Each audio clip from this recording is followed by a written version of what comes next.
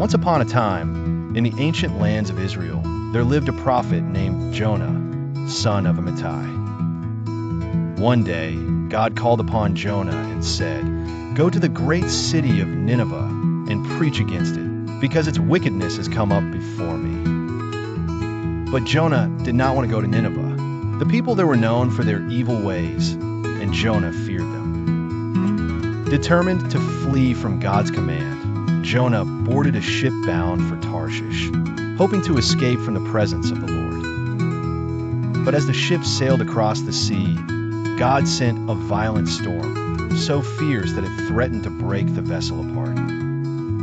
The sailors, terrified, cried out to their gods and threw the cargo overboard to lighten the ship. Meanwhile, Jonah had gone below deck, where he lay and fell into a deep sleep. The captain went to him and said, "How can you sleep? Get up and call on your God. Maybe he will take notice of us, so we will not perish." The sailors cast lots to find out who was responsible for the calamity, and the lot fell on Jonah. They questioned him intensely, asking, "Who's responsible for making all this trouble for us? What do you do?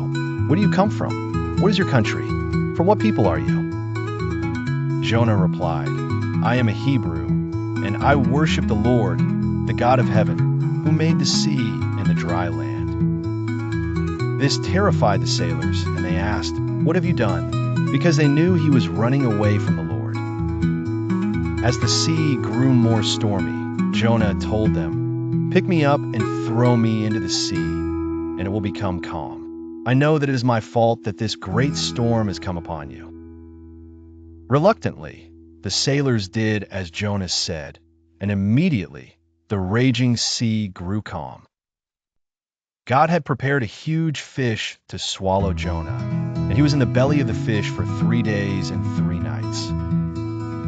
In the depths of the fish's belly, Jonah prayed fervently to the Lord, acknowledging his sovereignty and mercy. After 3 days, God commanded the fish, and it vomited Jonah onto dry land. Once again, God instructed Jonah to go to Nineveh and deliver his prophetic message. This time, Jonah obeyed, journeying to the vast city and proclaiming, "40 more days, and Nineveh will be overthrown." The people of Nineveh believed Jonah's words. They declared a fast, and all of them, from the greatest to the least, put on sackcloth.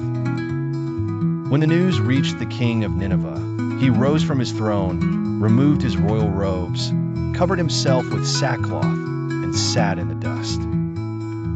He issued a decree urging everyone to turn from their evil ways and violence, hoping that God might relent and show compassion. When God saw their repentance, he had compassion on them and did not bring upon them the destruction he had threatened. However, Jonah was deeply annoyed and angry because he felt that the Ninevites, known for their wickedness, deserved punishment.